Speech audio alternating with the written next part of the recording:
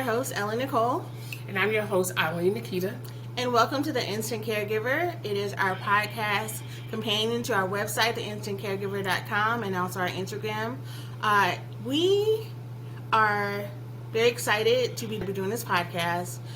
We started thinking about it. We made plans in December of last year. But we're going to be totally transparent. Our mother, the person that we cared for 9 years, passed away somewhat unexpectedly about 2 weeks ago. And that's why we wanted to continue on with this journey, because we wanted to honor our mother and the legacy and, again, honor Virginia. Exactly. So we decided to continue on with our podcast. We feel like we have a lot of knowledge as caregivers. We've been doing it for 9 years, from the very, very beginning all the way to the very end. And we want to be a resource to other people. So I kind of think we want to talk about our journey a little bit so people know who we are, what we've been doing the past 9 years. So our mother retired in 2009, and she moved into an apartment in 2011, and we thought, great, she's done teaching, she's going to have the rest of her years to do all the things she loves to do. But that is not how things really happened or how things went.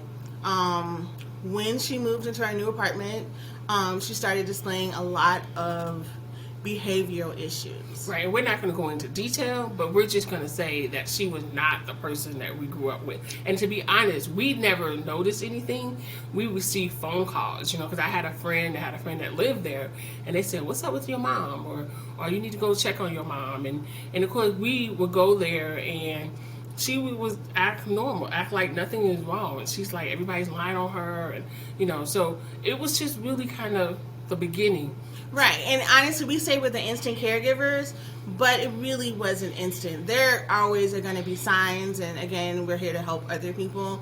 So our mom always was an eccentric person. Like, she walked to the beat of her own drum. She did whatever the heck she wanted to do. She said whatever she wanted to say. So we just thought, okay, she's just getting a little buck. She's just being herself because she's retired. She's got her money. She's just going to do her thing. But really, it was more serious. And as we started talking to other family members, they started noticing.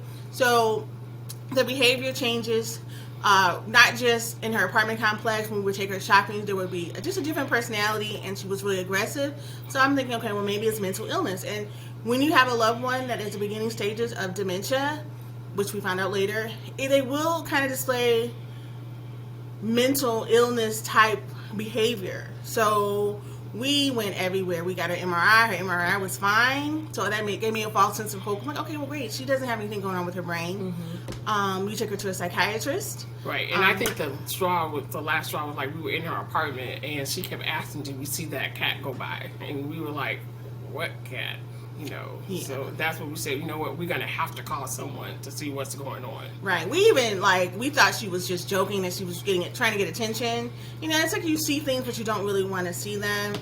We even took her to a psych ward, and she was like, I do not belong here. Right, because she answered the questions. They asked her, do you need to hurt anyone? She goes, no, I don't want to hurt anybody. Or myself. Right. I am fine. So we were like, okay. They were looking at us like we were crazy. Like, not crazy. We had, right, they were looking at us just like, why would you bring your mother here? Yeah.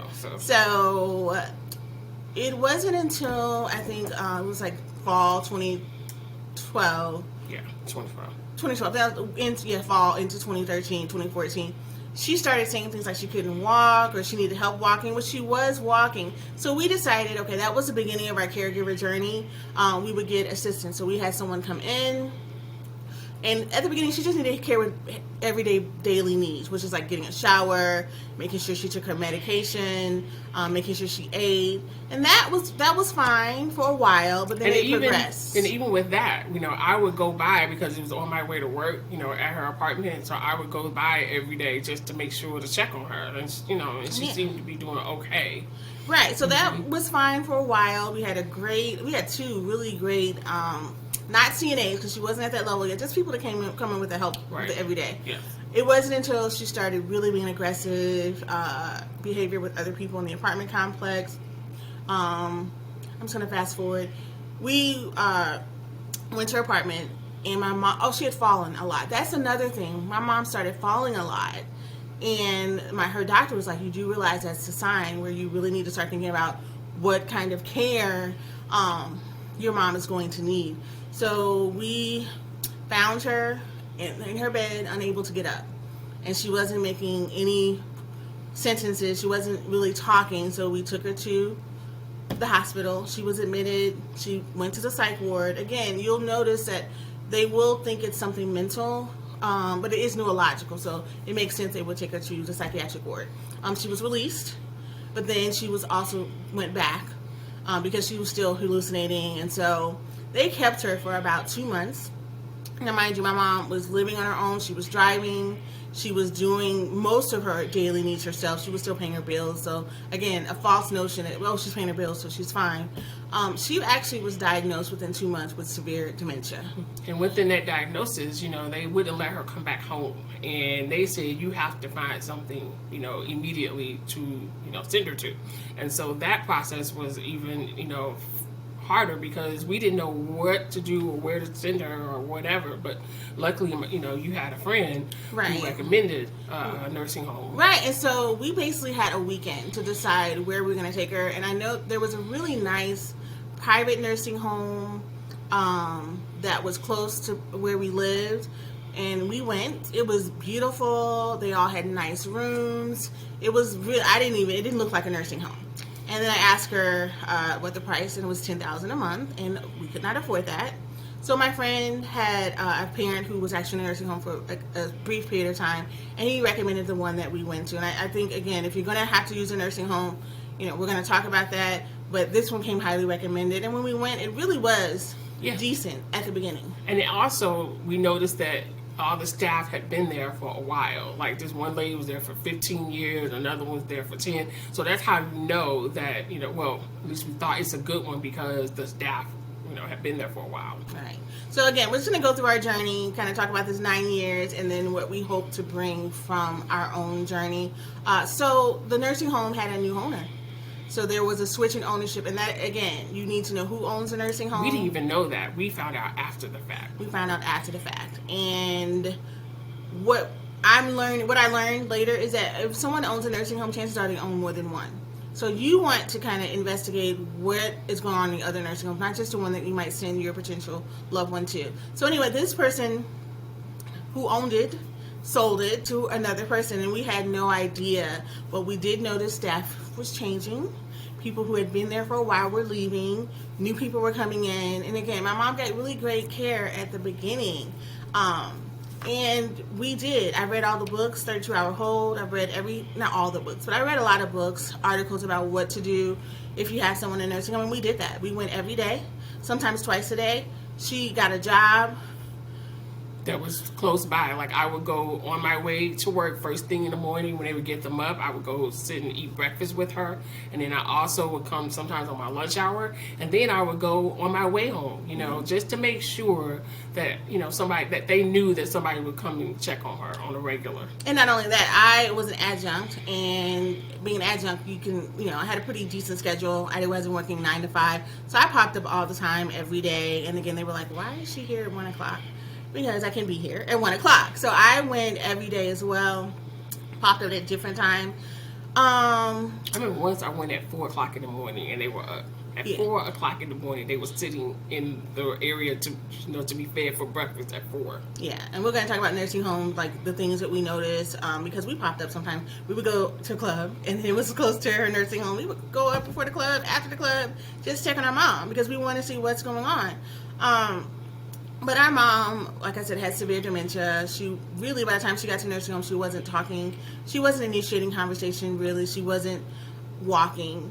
And as the time progressed, she talked less, and she stopped talking. So we could not rely. But, our mom was definitely a communicator. And we're going to talk about those nonverbals. I never knew that I could communicate with my mom just as well as I did before, and I knew what she was thinking. During the first week, my mom was declining. And I'm like, this is really interesting. It started really, really fast. And then the nurse was like, oh, your mom is declining. And then our mom started yelling. She wanted us to know that this is not true. She couldn't use words, but she heard and understood everything. And when she heard the word declining, she started yelling and screaming to let us know. No, that's not true. What's going on. And this is how we work from then on. Like, she wasn't able to use words, but we could look at the way in which she looked at someone and how she interacted with them, how they treated her when we weren't around. Because she still had emotions. Like, if she was happy, she would smile. If she was, upset, her eyebrows would frown out. She would let you know with her emotion. Right. And that really helped us to figure out what was going on at that nursing home and why we had to actually get her out. So, my mom started having accidents where she would fall in the care of the nursing home. And they'll make you think, oh, okay, that's normal, that's what they do. No, it was getting to the point near the end where she was falling just way too many times. And I wasn't getting straight answers about who she was with or who they were. So we did try to get our mom moved. You would think moving someone would be easy. But it was not. I mean, we found someone that we wanted to go to, and they were going to schedule an appointment, and I even went to but she was a good resident, she was not difficult to take care of. And so he promised me that, oh yeah, we're going to have somebody go up there. And I told him, I said, we are in crisis mode. I mean, she cannot take another fall. And he was like, oh no, yeah, we definitely going to take a look at her, and this is the... And then she didn't get, because of the notes, they wouldn't take her. And honestly, I don't know what it is for other other places, other nursing homes, other states. But my mom had a pretty good pension, and she had a really good Social Security. So it was impossible to move her. So we were like, we got to figure out something. And honestly, I do believe that things happen the way they're supposed to happen. I took a temporary job that I didn't even realize was working from home, which worked out for me. So I'm like, okay, well, I'm working from home, and things started happening still, even though we were still visiting the nursing home. We even paid people to visit on the days that we had off. So in July of 2018, I had a new job working from home, and my position was eliminated. Okay, so yeah, I didn't want to say that, but eliminated. So, which scared me to death. That's a whole other story. But anyway, she ended up not working where she was working, so we were both at home. And we had decided, like, in November, okay, I'm at home, she's at home, we're getting her out of there. There's no way. And a couple of things happened, and again, we're going to talk more in depth on our next episode on why we got her the hell out of the nursing home. Because I think it's important. I think things people need to know, and where you can go, where you can get assistance to make things better for your loved one. But anyway, she was hospitalized for aspiration pneumonia. If you know anything about dementia, it affects your ability to eat. So my mom, when we bring her White Castles and stuff at the beginning, around this time, she was not able to eat as quickly and as she used to. So she developed aspiration pneumonia, not because of her disease, because of the way that they were feeding her. The way that they were feeding her and what they were feeding her. And and one thing I want to say is that I used to go in the morning, like at maybe 8 o'clock, and they're supposed to start feeding them. And sometimes I would be a little late, like maybe 8:30, and they would be done feeding them. And I'm like, 30 minutes? And so it made sense why there was, it was so fast. They were feeding them really fast. So that's how she got, Yeah. So she was in the hospital. And again, we begged the hospital, like, don't send her to that nursing home. We want to find something else. We'll take her home. Like, oh, they're not going to. And I am surprised by how many people discouraged us from taking her home. Yes. People at the hospital, social workers, the nurses at the nursing home. I'm like, but we had already learned how to put her in bed. There was a time where we knew the time for her falling was between after dinner and bedtime. So, because they would let them sit up after dinner, and people would fall because they wouldn't fall be asleep. Right. Because they would be in the wheelchair, and then they would go. The first thing they would do is put their head down because they're falling asleep, so they fall out the wheelchair. Right. So we saw that there was a Hoyer, and we saw how they put other people in bed and our mom. So we taught ourselves. We're like, you know what? We're gonna put her in bed ourselves. We're gonna make sure that our mom gets to bed. At least they gave us peace of mind knowing that we put her to bed, and that she wasn't going to fall, but she fell out of the bed. But that's a whole nother story again. So we had been thinking about taking her home When they sent her back to the nursing home, I got there. She was on parade food, and it said Virginia parade food, and she had tater tots and sloppy Joe, even though it said she's supposed to eat parade. I was determined to get her out, and I think the social worker hooked me up with someone from hospice. And we're going to talk again about hospice. My mom was on hospice twice, and it was a godsend. She got better twice. She didn't the last time, but hospice saved our lives, yes, in my mom's life. I know that sounds crazy or weird, but it truly did. The hospice administrator snuck in, got her records. He doesn't want me probably saying that. He got in legally and got her medical records, and he told us exactly what to do. Told us to tell them that she was going to go home, but she always came home for Christmas, but she never spent the night. But we told him this time she's going to stay overnight for like 7 days. We're just going to keep her 2 New Years. So go ahead and wrap that. Give me that medication for a week. Right. So we got her medication for a week. We got her bags packed up.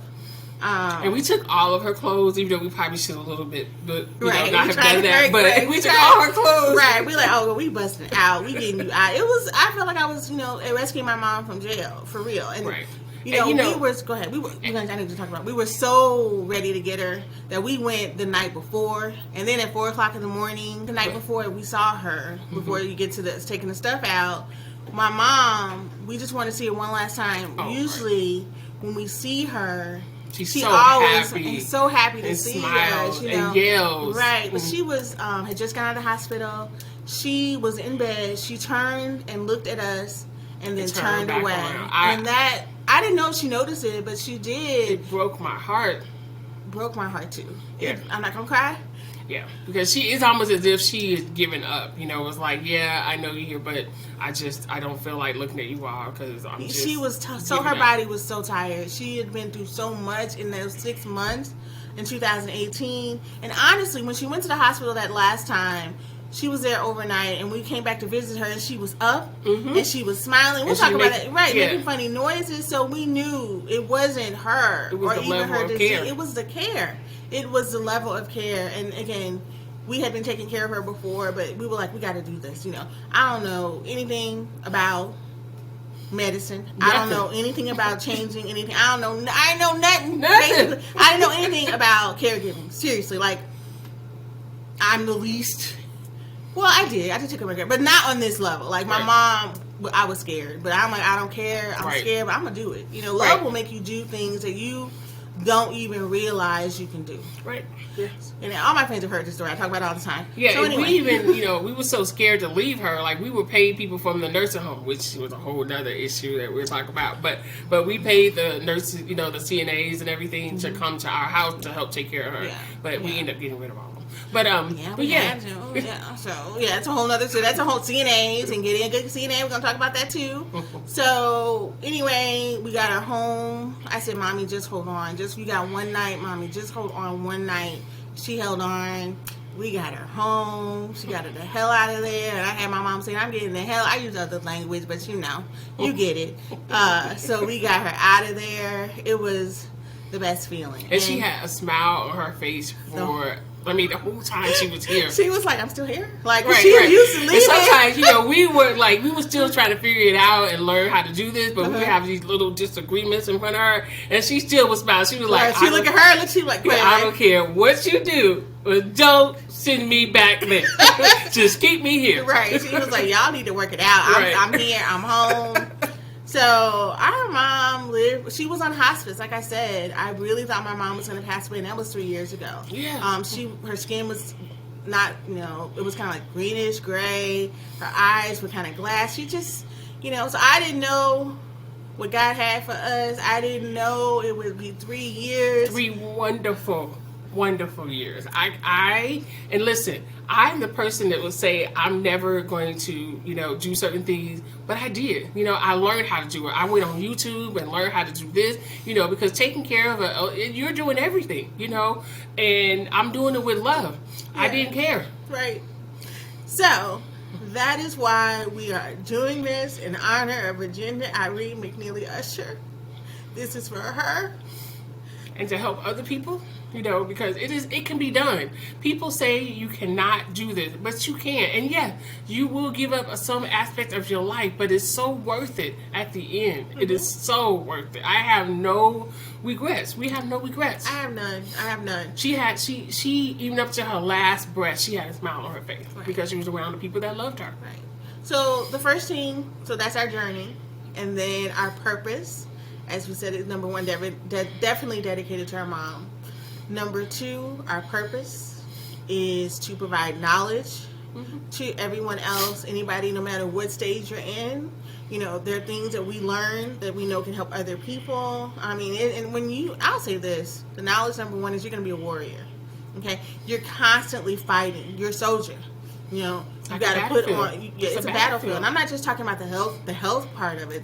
It's the financial part of it, the health part of it, the medical part of it, and then the caregiving. It's all coming at you, and you have to know where your resources are, where you can get help, and how to navigate the system so that you can get, what you need for your loved one, and also live. Like the fact that we were able to still live the same kind of, not a lifestyle, but we were able to, it's because hustling. You got to hustle. You do. We'll talk about that. You can't have a regular job. Because most jobs, you may have FMLA, but even understanding FMLA is not going to give you exactly what it is that you need. So there's so many different avenues that we're going to talk about.